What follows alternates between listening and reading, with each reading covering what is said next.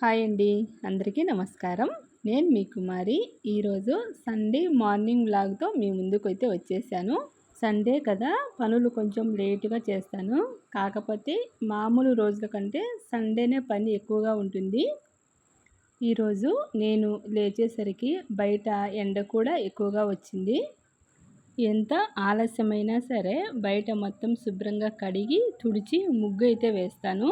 ఈరోజు నేను వేసిన ఈ చిన్ని ముగ్గు ఇదేనండి. చూస్తున్నారు కదా, ఎండ అయితే బాగా వచ్చింది. ఇంటి ముందట ఒక చిన్న మనీ ప్లాంట్ మొక్క అయితే తీసుకొని వచ్చి వేశాను. చూసారు కదా ఎంత పెద్దగా పెరిగిందో. మొక్కలతో కొద్దిసేపు టైం గడిపిన తర్వాత కిచెన్లోకి అయితే వెళ్తాను. ఒకసారి కిచెన్లోకి వెళ్ళామంటే ఇంకా గంటలు గంటలు అక్కడే సరిపోతుంది. వంటగదిలోకి వచ్చిన వెంటనే ముందుగా నేను చేసే పని స్టవ్ శుభ్రంగా ఒకసారి తుడిచిపెట్టేసుకున్న తర్వాత టీ అయితే పెడతాను. ఇక్కడ చూస్తున్నారు కదా, టీ కూడా వేడి వేడి టీ తాగిన తర్వాత ఈరోజు టిఫిన్ ఏం చేయాలనేది తర్వాత ఆలోచిస్తాను. సండేనే కదా, పిల్లలిద్దరూ ఇంట్లోనే ఉంటారు. అందుకే కొంచెం లేటుగా చేస్తాను టిఫిన్స్. ఈరోజు మా పిల్లలు చిన్న చిన్న దోశలు అడిగారు, అవే వేసిస్తున్నాను.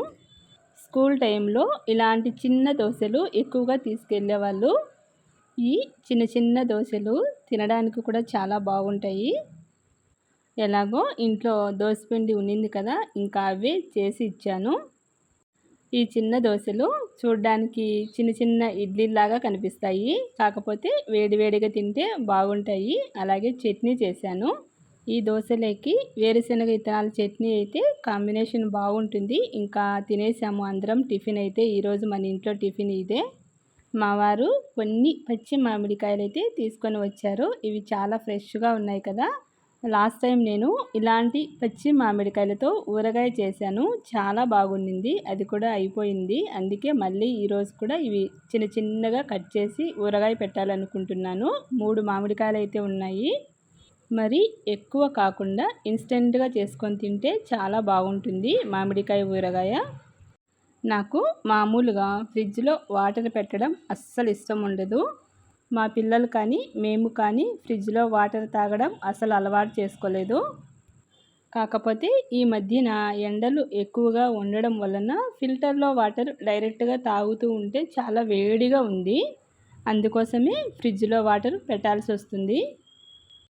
మరి ఎక్కువసేపు ఫ్రిడ్జ్లో పెట్టకుండా కొద్దిసేపు పెట్టిన తర్వాత తీసి వాడుకుంటున్నాము. మాకు బెంగళూరులో వాతావరణం ఎప్పుడూ చల్లగా ఉండేది, ఎండాకాలమైనా కూడా. కానీ ఈసారి ఎందుకో ఎండలు చాలా ఎక్కువగా ఉన్నాయి. నీళ్ళు ఎక్కువగా తాగండి.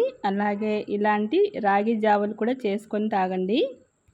ఈరోజు సండే మార్నింగ్ టు ఆఫ్టర్నూన్ వీడియోతో షేర్ చేశాను. ఈ వీడియో మీకు నచ్చితే లైక్ చేసి షేర్ చేయండి. Thank you.